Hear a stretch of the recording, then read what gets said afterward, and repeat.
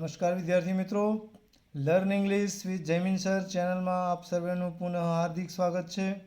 મિત્રો, last time આપણે વર્તમાન કાળના 4 પાર્ટ્સ ભણી ગયા, જેમાં આપણે સાદો વર્તમાન કાળ, ચાલુ વર્તમાન કાળ, પૂર્ણ વર્તમાન કાળ અને ચાલુ પૂર્ણ વર્તમાન કાળ 4 ટેન્સ આપણે શીખી ગયા છે. મિત્રો, હવે જેમ વર્તમાન કાળના 4 ભાગ હતા એમ ભૂતકાળના પણ અહીંયા 4 ભાગ છે. તો ભૂતકાળના જે 4 ભાગ છે એમાં આપણે જોઈશું તો પાસ્ટ ટેન્સ ભૂતકાળ એના આપણે જોઈએ તો કે ધ સિમ્પલ પાસ્ટ ટેન્સ સાદો ભૂતકાળ, ધ કન્ટિન્યુઅસ પાસ્ટ ટેન્સ ચાલુ ભૂતકાળ, ધ પરફેક્ટ પાસ્ટ ટેન્સ પૂર્ણ ભૂતકાળ અને the perfect past continuous tense ચાલુ પૂર્ણ ભૂતકાળ. એમાંનો આ 4માંથી આપણે આજે પહેલો જે છે સાદો ભૂતકાળ એનો આપણે અભ્યાસ કરીશું. મિત્રો, આશા રાખું કે અગાઉના 4 ટેન્સમાં આપણને કોઈ સમસ્યા નહીં પડી હોય. થોડો મહાવરો કરી લેજો, વધુને વધુ વાક્યો બનાવી લેશો. એક સાથે 4 પ્રકારના જુદા જુદા કાળના વાક્યો બનાવશો, જેનાથી બધા કાળ વચ્ચેનો ડિફરન્સીસ તમને ખ્યાલ આવે. એની હું રિવિઝનમાં તમને પ્રેક્ટિસ પણ કરાવીશ. આજે જોઈશું આપણે number 1, the simple past tense સાદો ભૂતકાળ. સાબુકા એમ લખ્યું છે મેં. In short, the simple past tense. અગાઉ થોડા કાળ આપણે ભણી ગયા છે, બહુ ઇઝી છે આ પણ. જોઈએ આની ડેફિનેશનમાં. જ્યારે કોઈ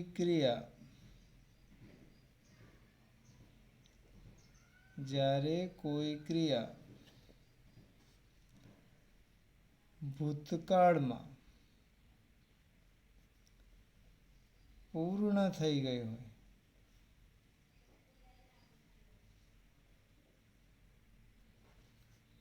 જ્યારે કોઈ ક્રિયા ભૂતકાળમાં પૂર્ણ થઈ ગઈ હોય ત્યારે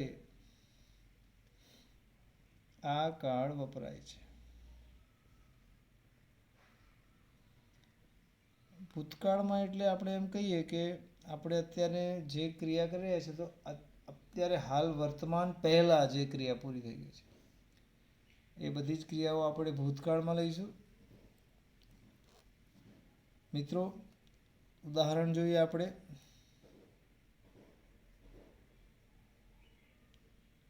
ફોર એક્ઝામ્પલ,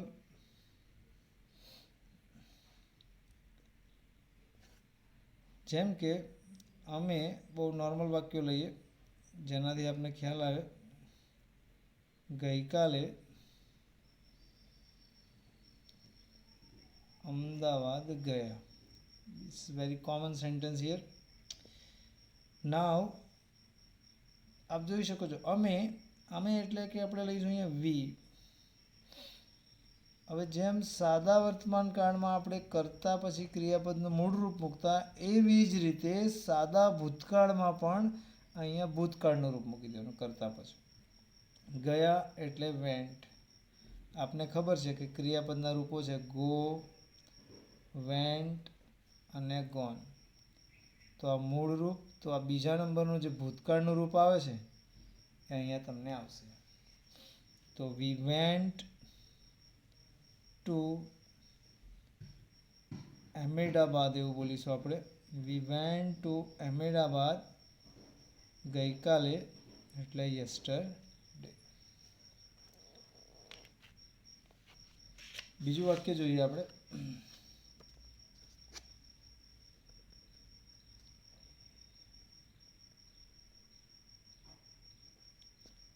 તેણીએ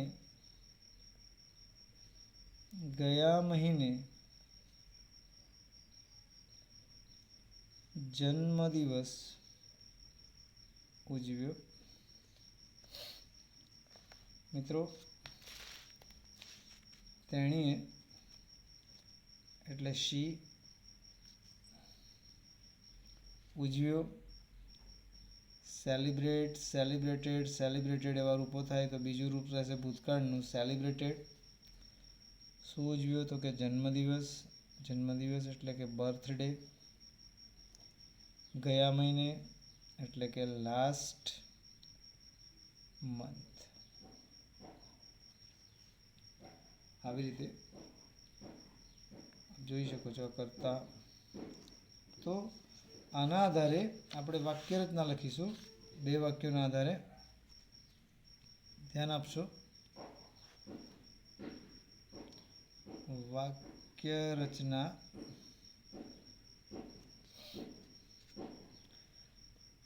અહીંયા તમે જોઈ શકો છો વી અને શી. તો પહેલાં એ આવ્યા છે કરતા છે, સબ્જેક્ટ કહીશું અંગ્રેજીમાં એને કરતા. અહીંયા વેન્ટ છે અને સેલિબ્રેટ છે, એ છે ક્રિયાપદનું ભૂતકાળનું રૂપ.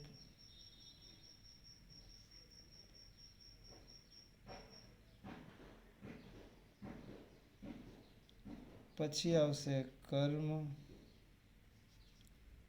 અને આપણે જોઈએ અન્ય શબ્દો અધરવર્ડ. બ્લોક બનાવી લઈશું આનું. આ થયું એની વાક્ય રચના. મિત્રો આના ઓળખ શબ્દો રહેશે, ધ્યાન આપજો. એક તો યસ્ટરડે એટલે ગઈકાલે. બીજું છે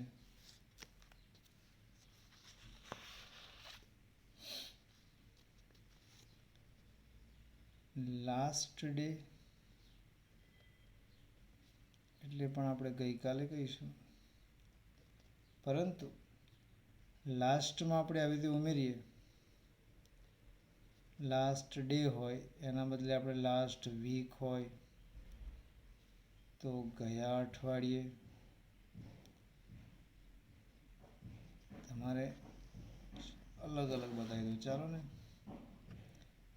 લાસ્ટ મંથ હોય,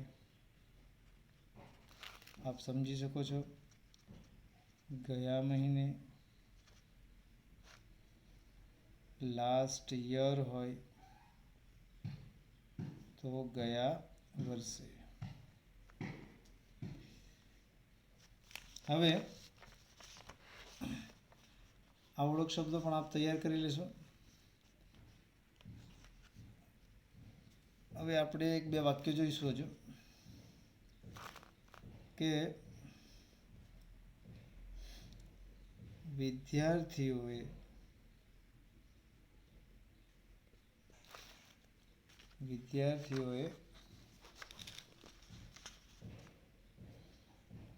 ગઈકાલે મેચ જીતી.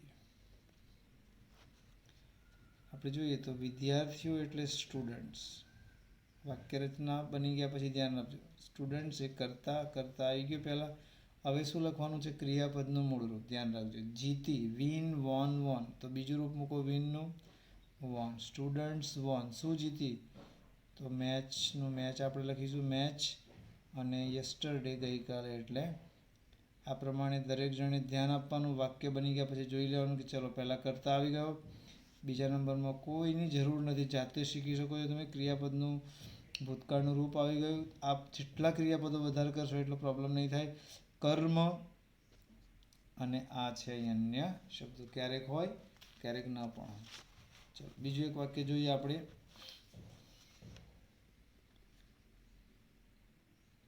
અમે ગયા અઠવાડિયે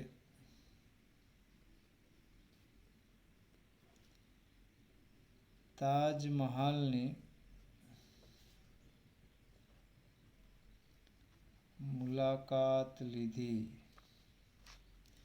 મિત્રો કરતા અમે એટલે વી, મુલાકાત લીધી વિઝિટ, વિઝિટેડ. તો બીજું રૂપ મૂકીશું વિઝિટેડ. શેની મુલાકાત લીધી છે? તાજમહાલ. બહુ જ હિસ્ટોરિકલ મોન્યુમેન્ટ્સ છે, તો એની આગળ ધ લગાવીશું. વી વિઝિટેડ ધ તાજમહાલ, ગયા અઠવાડિયે, તો કે લાસ્ટ વીક.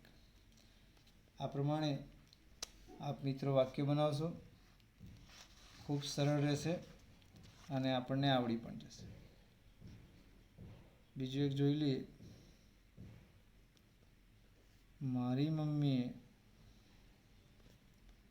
મને ભેટ આપી. આમાં આપણે આઈડી વર્ડ નથી તો જોઈશું. માય મધર,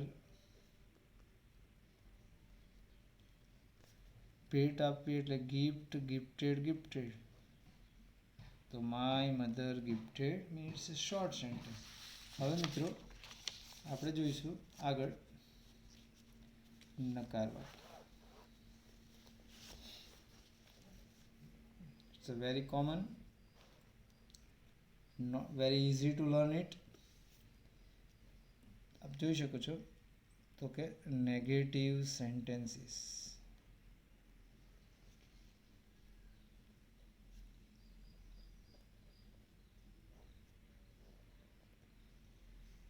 ગુજરાતી માધ્યમના વિદ્યાર્થીઓ માટે ટેન્સ માટે બેસ્ટ મટીરિયલ આપણે પ્રોવાઈડ કરવાનું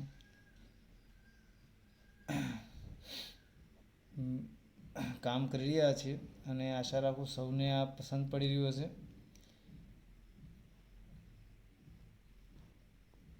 નેગેટિવ સેન્ટેન્સીસ, નકાર વાક્યો મિત્રો જોઈશું. તો સાદા ભૂતકાળમાં નકાર વાક્યો બનાવવા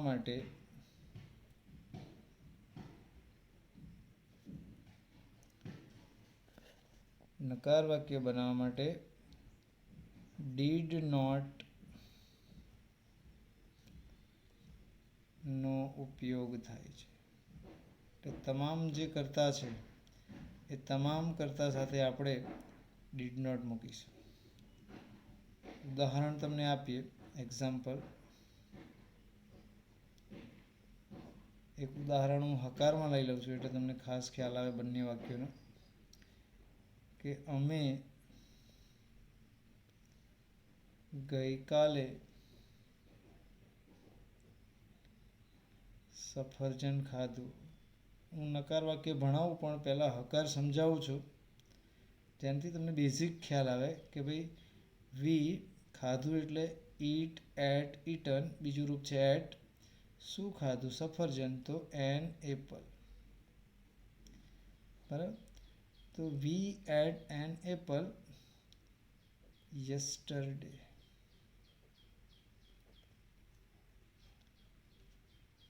એ બહુવચનનું વાક્ય છે તો બહુવચન લઈ લે. વી એટ એપલ્સ યસ્ટરડે. હવે આ હકાર બની ગયું. આ વાક્ય હકાર છે, એસર્ટિવ. આપણે નેગેટિવ બનાવીએ તો જોજો, વી અને આપણે અહીં લખ્યું કે સાદા ભૂતકાળમાં નકાર વાક્ય બનાવવા માટે ડીડ નોટ વપરાય છે. તો અહીંયા ડીડ નોટ મૂકી દઈશું અને આ ભૂતકાળનું રૂપ છે એના બદલે અહીંયા હવે મૂળ રૂપ આવી જશે. તમને ક્રિયાપદના રૂપો મસ્ટ આવડવા જ જોઈએ. We did not eat apples yesterday. માટે નકારની વાક્ય રચના બનશે આપણી. ધ્યાન આપજો, વાક્ય જોઈને જ વાક્ય રચના શીખી લેવાની છે. પહેલા છે કર્તા, જોઈ શકો છો આપ. પછી તરત જ ડીડ વત્તા નોટ. ધ્યાન રાખવાની જરૂર નહીં છે, ક્રિયાપદનું હવે ભૂતકાળનું રૂપ નહીં આવશે ડીડ આવી ગયું એટલે. મૂળ રૂપ એપલ્સ કર્મ અને અહીંયા આ થયા અન્ય શબ્દો.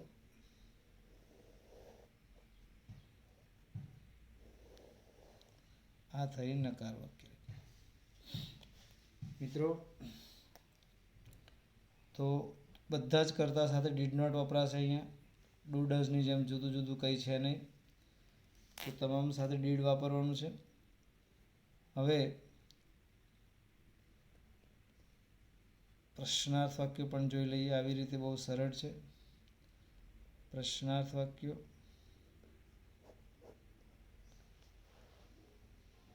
ઇન્ટ્રોગેટિવ સેન્ટેન્સ કહીશું આપણે એને ઇંગ્લિશમાં.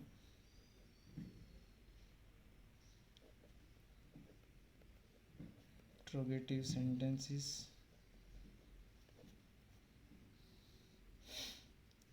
તો એવું જ છે કે સાદા ભૂતકાળમાં પ્રશ્ન વાક્ય બનાવવા માટે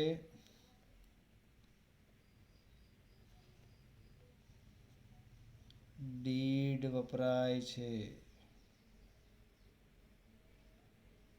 પ્લીઝ કીપ ઇન માઇન્ડ. પ્રશ્ન વાક્ય બનાવવા માટે શું વપરાશે? did. એક્ઝામ્પલ તમે જોઈ લો. ફરીથી હું હકાર વાક્યથી જ પૂરું એક્ઝામ્પલ આપું તમને. તો કે તેણી ગઈકાલે, શોર્ટ વાક્ય લઈ લે, સુરત ગઈ. તો આનું હકાર બનાવ્યું છે મેં. તો શી વેન્ટ ટુ સુરત યસ્ટરડે. આ હકાર એસર્ટિવ નેગેટિવ બનાવ. 3 એ 3 પેર આપણે જોવાની છે. તો શી ડીડ નોટ, વેન્ટનું થઈ ગયું ગો, ટુ સુરત યસ્ટરડે. અને હમણાં જે શીખી રહ્યા છે એ પ્રશ્નાર્થ આપણે કેવી રીતે બનાવવાનું? ડીડથી બનાય છે. એટલે કે અહીંયા આ વાક્યને આપણે એસર્ટિવ વાક્યને ધ્યાનમાં રાખીશું. તો આપણે મૂકી દઈશું પહેલાં ડીડ, પછી મૂકીશું શી, અને અહીંયા ડીડ આવી ગયું ભૂતકાળમાં, એટલે અહીંયા વેન્ટનું થઈ ગયું go. Did she go to Surat yesterday? પ્રશ્નાર્થ ચિહ્ન.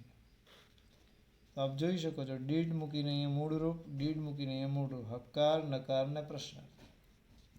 મિત્રો આના આધારે આની વાક્ય રચના આપણે જોઈશું. પ્રશ્નાર્થની આ નકાર છે અને આ પ્રશ્નાર્થ છે. ધ્યાન આપજો. તો પહેલા મિત્રો આવશે ડીડ વત્તા કર્તા વત્તા ક્રિયાપદનું મૂળરૂપ, કર્મ, અન્ય શબ્દો અને પ્રશ્નાર્થ ચિહ્ન. આ સમજવામાં આપને કોઈ પણ પ્રકારનો પ્રશ્ન હોય તો મને જણાવી દો. ડીડ કર્તા ક્રિયાપદનું મૂળરૂપ, કર્મ, અન્ય શબ્દો, ક્વેશ્ચન માર્ક. આ પ્રકારની વાક્ય રચના તમારી બનશે. બરાબર છે? મતલબ આનું જો એક્ઝેક્ટલી જોવું હોય તો આવું થશે. શું તમે ગઈકાલે શાળાએ ગયા? તો ડીડ, તમે એટલે યુ. આપ જોઈ શકો છો ડીડ તો ડીડ, કરતા યુ, ગયા મૂળરૂપ મૂકવાનું છે આપણે. ગયા એટલે ગો. ક્યાં જવાની વાત કરી છે? તો કે school. Did you go to school yesterday? અને ક્વેશ્ચન માર્ક. વાક્ય બનાવ્યા પછી મિત્રો આપણે એ જ નોંધ લેવાની છે કે પહેલાં ડીડ, પછી કરતા ક્રિયાપદનું મૂળરૂપ, કર્મ હોય તો ખરું, નહીં તો બીજા શબ્દો હશે, પ્રશ્નાર્થ ચિહ્ન. આ પ્રમાણે તમારી ગોઠવણી હોય તો તમને ચોક્કસથી તમારા વાક્યો સાચા પડશે, ભૂલ નહીં. એક તમારે યાદ રાખવાનું છે, નોંધ યાદ રાખો. ડીડ મૂક્યા બાદ હંમેશા ક્રિયાપદનું મૂળ રૂપ જ મૂકવું. ક્રિયાપદનું મૂળ રૂપ જ મૂકવું. આ તમારે યાદ રાખવાનું છે. ડીડ આવે પછી ક્યારેય ભૂતકાળનું રૂપ તમારે મૂકવાનું નથી, નહીં તો તમારું વાક્ય ખોટું પડશે, માર્ક તમારા મળશે. હવે તમારે કેવી રીતે વાક્ય બનાવવાનું છે એ રીતે એક એક્ઝામ્પલ મુજબ તમે આ રીતે વાક્ય બનાવશો તો you will be better in English grammar and tenses. So kindly keep mind, keep attentions. Okay, I hope you all understand well. જેમ કે મેં ગઈકાલે ગૃહ કાર્ય કર્યું. એક વાક્ય હું સાદું જ લખું છું અહીંયા. મેં ગઈકાલે ગૃહ કાર્ય કર્યું. જો મિત્રો આ હકાર છે, હું હકાર બનાવું છું પહેલાં. આઈ, પાછું ડુ, ડીડ, ડન એવા ક્રિયાપદો છે, એ જુદું છે. એ તમારે એનો બહુ ખ્યાલ રાખવો પડશે. આઈ ડીડ હોમવર્ક ગઈકાલે એટલે યસ્ટરડે. નકાર તમે જોશો તો આઈ ડીડ નોટ, આનું મૂળ રૂપ થઈ જશે ડુ હોમવર્ક યસ્ટરડે. અને કેટલીક વખત ડુ યુ લખે છે, હું અહીંયા કરતા નથી બદલતો. Do I do homework yesterday question mark. આ પ્રમાણે મિત્રો તમે 25-30 વાક્યો બનાવશો, ચોક્કસથી તમને આવડશે. આશા રાખું કે આપ સૌને આ ટેન્સમાં સમજ પડી હશે. 1-2 વાર જોઈ લેશો, મુશ્કેલી હોય તો કોમેન્ટમાં લખી દેશો. અમારો આ વિડીયો જોવા બદલ આપ સૌનો ખૂબ ખૂબ આભાર. Thank you.